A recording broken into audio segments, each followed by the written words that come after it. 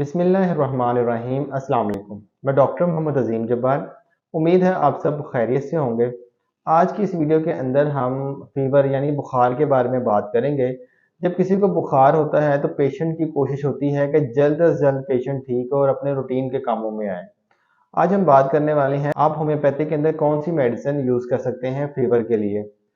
अगर आप homeopathic medicine use करते हैं या आप होम्योपैथिक वीडियोस देखते हैं तो आपको इस बात का पता होगा कि जो होम्योपैथिक ट्रीटमेंट है इसके अंदर बहुत सी मेडिसिन हैं फीवर के लिए, जो मेडिसिन सिलेक्ट होती है सिम्टम्स की बेसिस पे।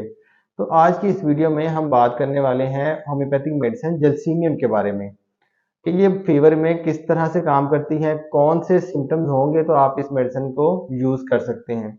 अगर आप इस मेडिसिन के बारे में मज़ीद जानना चाहते हैं, इसके और क्या यूजेस हैं, तो आप यहाँ पे आई बटन पे क्लिक करके इसके बारे में मज़ीद जान सकते हैं।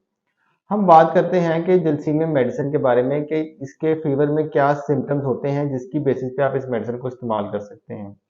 ये जो जलसीमियम मेडिसिन है, ये प्लांट किंगडम की मेडिसिन है, यानी कि ये जो मेडिसिन प्लांट से उसकी रूट से तैयार होती है और एक पॉलीक्रेस्ट रेमेडी है और रूटीन में यूज़ होने वाली मेडिसिन है, पूरी बॉडी में काम करती है, नर्वस वीकनेस के लिए भी बहुत ही एक इफेक्टिव मेडिसिन है।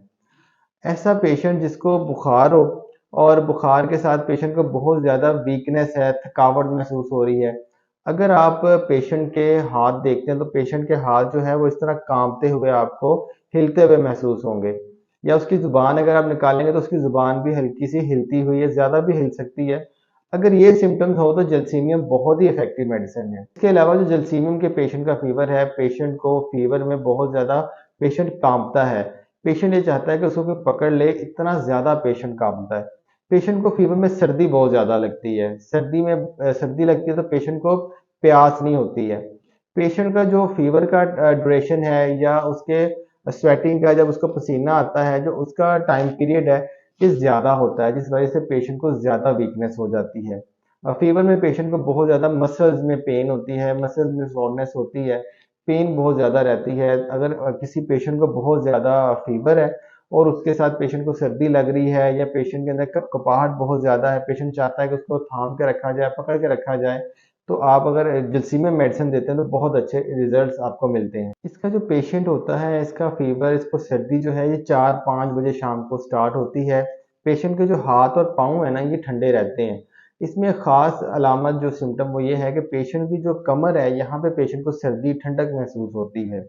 पेशेंट बुखार में चाहता है कि अपने ऊपर कोई चीज़ लेके रखे, कवर रखे, कपड़ा लेके रखना चाहता है पेशेंट अपने ऊपर। जलसीमियम जो मेडिसिन है ये रेड फीवर के लिए, मलेरिया फीवर के अंदर बहुत ही इफेक्टिव है। अगर पेशेंट को बहुत ज़्यादा सुस्ती है, गनुदगी है, थका हुआ महसूस कर रहा है, हाथ पाँव ठंडे हैं, पेशेंट बहुत ज़्यादा कांपता है, पेशेंट चाहता है उसको कोई पकड़ के रखे, थाम के रखे, पेशेंट को सर्दी लग रही है, पेशेंट को प्यास नहीं है, अगर ये सिम्टम्स पेशेंट के अंदर है तो आप पेशेंट को अगर जलसीमियम मेडिसिन देते हैं या अगर आपको है, आप इस्तेमाल करते हैं, तो आपको बहुत ज़बरदस्त रिजल्ट मिलेंगे। जलसीमियम बहुत ही इफेक्टिव मेडिसिन है इन सिम्टम्स के बेसिस पे। इस मेडिसिन को आपने इस्तेमाल किस तरह से करना है। ये जो मेडिसिन है जलसीमियम, ये 4 टू 5 ड्रॉप्स आपने 1 चम्मच पानी में डाल के 2-2 घंटे के वक्फे से आप लें। जब आपको बुखार अगर इस तरह के सिम्टम्स हैं तो 2 घंटे के बाद या 1 घंटे के बाद आप 4-5 डोजेज़ ले लें। 1-2 दिन या 3 दिन आप मेडिसिन लेंगे तो 1-2 डोजेज़ के बाद ही जो आपके सिम्टम्स हैं ये बेहतर होना शुरू हो जाएँगे। इस वीडियो में हमने बात की कि जलसीमियम मेडिसिन फीवर के सिम्टम्स में किस तरह से आप इस्तेमाल कर सकते हैं। अब हम प्लेलिस्ट बनाएँगे फ़ीवर की, उसके अंदर आपको जलसीमियम मेडिसिन फ़ीवर में किस तरह से यूज़ होती है, ये मेडिसिन भी मिल जाएगी। इसके अलावा जो इम्पोर्टेंट मेडिसिन्स फ़ीवर के लिए यूज़ होती हैं और जिन सिम्पटम्स की बेसिस पे होती हैं, उनके बारे में भी हम डिस्कस करके उनको भी प्लेलिस्ट में ऐड करेंगे।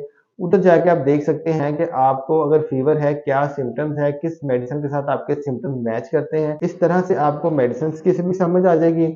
आप होम्योपैथी को समझ सकते हैं, सीख सकते हैं, आपकी क्या मेडिसिन बनती है, अपने डॉक्टर से डिस्कस कर सकते हैं। इससे आपको आसानी होगी फीवर की मेडिसिन के बारे में जानने के लिए। मिलते हैं नेक्स्ट इन्फॉर्मेटिव वीडियो के अंदर। अपना बहुत बहुत ख्याल रखें। Thank you so much. अस्सलाम वालेकुम।